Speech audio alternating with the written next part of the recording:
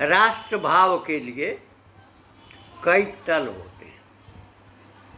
पहला आधारभूत तत्व। आधारभूत तत्व धरातल होता है। जितने भी हमारे वैदिक वाङ्मय, पौराणिक वाङ्मय, औपनिषदिक वाङ्मय और रामायण और श्रीमद् भागवत के विस्तार में जो भी संदेश गया है, वह संदेश राष्ट्र के लिए धरातल है। और उसके दूसरे तल पर जब हमारे वीर पुरुषों, जिन्होंने हमारे जीवन को, सामाजिक जीवन को, आर्थिक जीवन को, सांस्कृतिक जीवन को समृद्ध बनाया है, जिससे हमको ऊर्जा मिली है, जिनकी स्मृतियां हमारे मन में हमेशा रहती हैं, जो त्याग हुए हैं, बलिदान हुए हैं, जो अनुदान हुआ है, जो कार्य हुए हैं, जो प्रगति हुई है, वह उसका दूसरा आधार होता है। और तीसरा और अंतिम आधार है, जितने भी अतीत में वीर पुरुष होते हुए हैं, जिन्होंने आक्रांताओं से हमारी विरासत को, हमारी संपन्नता को, हमारी समृद्धि को बचाने का त्याग किया है। यह 8वीं शताब्दी से यह प्रारंभ होता है, विनाश का आधार तैयार करने का, जब आक्रांताओं का प्रवेश होता है। भारत के धन संपदा की लालसा में और यहाँ की जो उर्वर मिट्टी है, उस उर्वर मिट्टी में अपना अधिकार जमाने की, इसका संरक्षण करने वाले जो लोग रहे हैं, जिन्होंने अपना बलिदान किया है और अपना सब कुछ निछावर कर दिया है, ये वैदिक वाङ्मय, पौराणिक वाङ्मय, उपनिषदिक वाङ्मय और रामायण और श्रीमद् भागवत के प्रवाह को जिसने बचाने का कार्य किया है। तक्षशिला में भी जला, विक्रमशिला में भी जला, नालंदा में भी जला, ऐसे हजारों जले, लेकिन उनकी स्मृति में जो हमारी संस्कृति का प्रवाह रहा, उसको पुनर्जीवित करने का कार्य किया गया। हमने अपनी निधि को, हमने अपनी सांस्कृतिक परंपरा को संजोए रखा। आक्रांता भीतर प्रवेश कर गए, उन्होंने लूटा भी, दमन भी किया, हमारे संस्कारों को नष्ट करने का प्रयास भी किया। जब वह सीमित मात्रा में थे तो हाथ जोड़ते थे, लेकिन जब उनकी संख्या उत्तरोत्तर बढ़ती चली गई तो उनके हाथ में तलवारें आ गईं। तलवारों के बल पर उन्होंने हमारी संस्कृति की पहचान मिटाने का प्रयास किया। यही कार्य आक्रांता जो यूरोपीय थे, उन्होंने भी यही कार्य किया, हमारी संस्कृति को मिटाने का। किंतु अनेक अवरोधों और आक्रांत स्थिति में रहने के बावजूद हमारी संस्कृति आज भी विद्यमान है। गुलाम के शासन में भी जो आज भी वो विद्यमानता है, जिसका प्रभाव सर्वत्र दिखाई पड़ता है। तो ऐसी ही अवधारणा को रोकने वाले महापुरुषों का निरंतर अवतरण हुआ है। गीता प्रेस के संस्थापक स्वर्गीय श्रद्धेय हनुमान प्रसाद पोद्दार जी का भारतीय राष्ट्र के संरक्षण में महत्तम योगदान है। उन्होंने किन परिस्थितियों में, किन संघर्षों में, आर्थिक विडंबनाओं में उनके भीतर यह संकल्पना आई कि अगर हमको अपने राष्ट्र को बचाना है तो रामायण, रामचरितमानस और जितने भी ग्रंथ हैं परंपरागत रूप से उनके प्रकाशन का दायित्व उन्होंने लिया और 2 पैसे और 1 आने में वो पुस्तकें सर्वजन को सुलभ कराईं।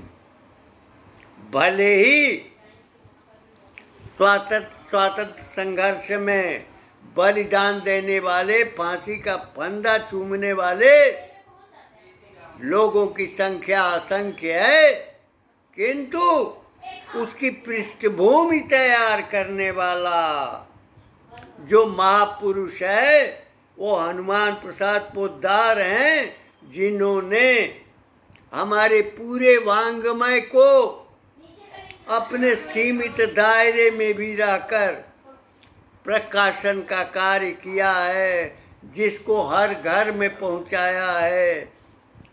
बहुत कम मूल्य पर ये पहुंचा करके ही उन्होंने हमारी संस्कृति को, हमारे राष्ट्र भाव को, हमारी चेतना को जीवंत किया है। जब राम का चरित्र हमारे सामने आता है, जब कृष्ण का चरित्र हमारे सामने आता है, जब महापुरुषों के आख्यान सामने आते हैं, दधीचि का त्याग सामने आता है, जब राजा उशीनर का कल्याण प्रतीत होता है, जब कर्ण का दान वीरता दिखाई पड़ती है, तो उस दान वीरता को सतत प्रवाह देने वाले गीता प्रेस के संस्थापक स्वर्गीय हनुमान प्रसाद पोद्दार जी हैं, जिन्होंने भारतीय दर्शन और भारतीय विचारधारा और भारतीय चेतना को वाणी दी है।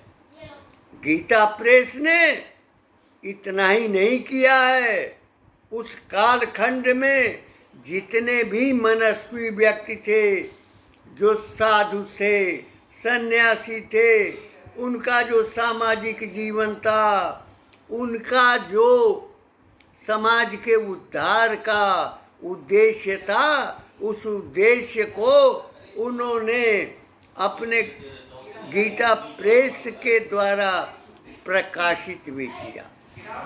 भक्त चरितांक विशेषांक उनकी एक गीता प्रेस की एक मूल्यवान धरोहर है, जिसमें भक्तों के आख्यान दिखाई पड़ते हैं।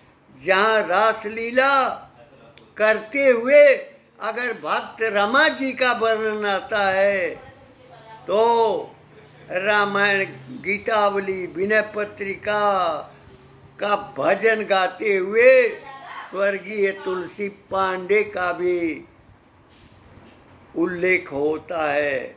जितने भी भक्त पूरे जन समाज में थे, उन भक्तों की विचारधारा को, उन भक्तों की रसधारा के प्रवाह को भाई जी ने वाणी दी है और उनका स्वरूप खड़ा किया है। गीता प्रेस हमारे भारतीय राष्ट्र, हमारी सनातन परंपरा की अमूल्य निधि है। यदि हमारे अस्तित्व को कायम रखना है तो निसंदेह गीता प्रेस जैसी संस्था को सबल बनाना पड़ेगा। और यही नहीं, जो प्राथमिक स्तर के, पूर्व प्राथमिक स्तर के छात्रों के लिए जो पाठ्य पुस्तकें जो संस्कार निर्माण की हैं, जो संस्कार पैदा करने वाली हैं, जिन संस्कारों के ऊपर आधार भूमि पर हमारा राष्ट्र खड़ा हुआ है, हमारी राष्ट्र चेतना बनी हुई है, उसके लिए गीता प्रेस को ऐसी अमूल्य निधियों को, जो पंचतंत्र हैं, जो सुभाषित हैं, जो सूक्तियाँ हैं, जो वेदवाणी है, उसका भी प्रकाशन होना चाहिए। पूर्व प्राथमिक स्तर के छात्रों के लिए सुयोग्य पाठ्य पुस्तक का निर्माण हो और वह प्रत्येक संस्था के लिए अनिवार्य किया जाए। 40 मिनट का या 30 मिनट का वादन प्रार्थना के समय भी निर्धारित किया जा सकता है, जिसमें सामूहिक रूप से बच्चे सूक्तियों को, सुभाषितों को अपने जीवन के निर्माण के लिए उनको शिक्षित किया जा सकता है। यह भी स्मरणीय है कि बालपन में जो भाव आ जाते हैं, जो भावनाएं आती हैं, वो भावनाएं जीवन पर्यंत बनी रहती हैं। बालपन एक ऐसी अवस्था है जिस अवस्था में हम उसके भीतर शूरता, वीरता, पराक्रम और स्मृतियां, हमारे अतीत की जितनी भी धरोहर है, उस धरोहर को हम उसमें स्मरण करा सकते हैं। इसी प्रकार से पूर्व माध्यमिक स्तर तक कक्षा 6, 7, 8 तक के लिए भी पाठ्य पुस्तक का निर्माण होना चाहिए और उन पाठ्य पुस्तकों में वही विषय होना चाहिए जैसा विषय शिक्षण के लिए, आम जन के लिए भक्त चरितांक विशेषांक में गीता प्रेस ने स्वर्गीय हनुमान प्रसाद पोद्दार जी ने जिस संकल्पना के साथ किया था, तो उन्होंने प्रौढ़ के लिए भी भक्त चरितांक विशेषांक देकर संस्कार को उत्पन्न किया था। तो निश्चय ही पाठ्यक्रमों में पूर्व माध्यमिक स्तर तक के बच्चों के लिए उनकी क्षमता के अनुसार पाठ्यक्रम का निर्धारण करना चाहिए और माध्यमिक और उत्तर माध्यमिक स्तर पर भी ऐसे ही पाठों का, पाठ्य पुस्तकों का निर्धारण होना चाहिए, जिसके लिए प्रत्येक संस्था में वादन का निर्धारण आवश्यक किया जाए। स्नातक और परास्नातक स्तर तक भी इस प्रकार के पाठ्यक्रम की आवश्यकता होगी। मुझे याद है कि काशी हिंदू विश्वविद्यालय में प्रवेश के लिए गीता की परीक्षा होती थी। स्वर्गीय पंडित मदन मोहन मालवीय जी ने, महामना ने ये संकल्पना की थी काशी हिंदू विश्वविद्यालय के निर्माण के पूर्व कि विश्वविद्यालय के चारों ओर से गंगा की धारा निकाली जाएगी और पुनः गंगा में अर्पित कर दी जाएगी, जहाँ 10,000 विद्यार्थी प्रतिदिन सूर्य को अर्घ्य देंगे और वह विश्व के विभिन्न देशों में जा कर के सनातन संस्कृति और सनातन विचार, सनातन दृष्टि का प्रसार करेंगे। किंतु मां मना की कामना वह पूरी नहीं हो सकी, बल्कि उनके साथ छल किया गया। शासन ने समयानुसार काशी हिंदू विश्वविद्यालय के स्वरूप और उसके संस्कार को जो महामना ने स्थापना के समय रखा था, उसको विखंडित कर दिया। उसी तरह से जैसे गजनवी ने सोमनाथ को लूटा था, जैसे गजनवी ने तक्षशिला के पुस्तकालय को जलाया था, वह गुलाम भारत में कथित आज़ादी के कालखंड में उस मानसिकता को, उस भावना को, विश्वविद्यालय की उस चेतना को, महामना मदन मोहन मालवीय की उस संकल्पना को उसने समाप्त किया था। आवश्यकता है कि विभिन्न कक्षाओं के लिए प्रत्येक स्तर के पाठ्यक्रम बनाए जाएं, जो आवश्यक हो, अनिवार्य हो, अपरिहार्य हो।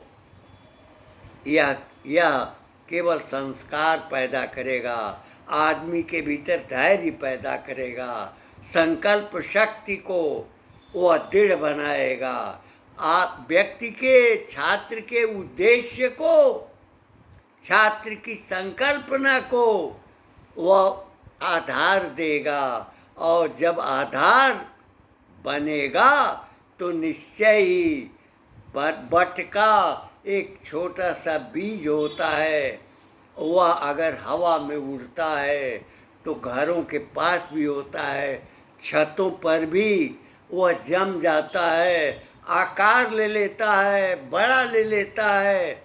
वैसे ही बच्चों के मन में वो बट बीज अगर पड़ा रहेगा तो निश्चय ही भारतीय राष्ट्र की चेतना सदैव बनी रहेगी। और उसी चेतना के कारण ही हमारा राष्ट्र जो भी बचा हुआ है वह आज बना हुआ है, जिसके प्रवाह में हम कामना कर रहे हैं। लेकिन उसको भी लूटने वाले ये साम्यवादी, समाजवादी अवधारणा के लोग हमारे जनमानस में ही विभाजन का भाव पैदा करने के लिए प्रयत्नशील हैं।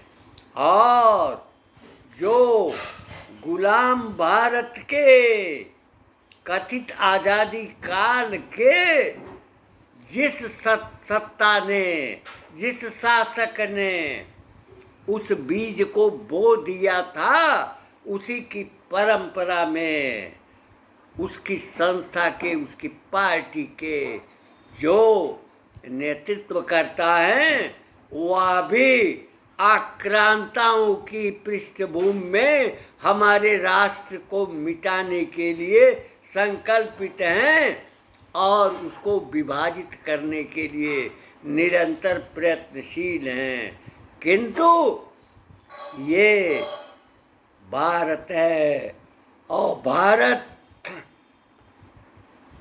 की वह भूमि है जिसके ने पृथ्वी के जो 7 तल हैं, जो 6वां है रसातल है, जहाँ पर सारी समृद्धियाँ ऊपर से लेकर के जितनी टपकी हैं वहाँ वो समृद्धि है। और उसी से राष्ट्र की संकल्पना है, उसी से राष्ट्र का बोध है। और उसी राष्ट्र के नाते, राष्ट्र भाव के नाते आज भी भारत का जीवंत स्वरूप बचा हुआ है। उसको अगर विस्तार देना है, अक्षयवट की तरह से उसको विस्तृत करना है, तो विभाजन के काल के समय में जो नष्ट किया गया, उसकी पूर्ति की जा सकती है, प्राप्त की जा सकती है। सबसे पहली आवश्यकता विभाजित भारत में हमारी राष्ट्र की संकल्पना को आधार देने का है, और यह आधार शिक्षा के पाठ्यक्रमों के माध्यम से लाया जाएगा, क्योंकि पहली पीढ़ी अगर उसे ग्रहण करेगी, दूसरी पीढ़ी में उसका प्रयोग होगा और तीसरी पीढ़ी में उसका विकास होगा।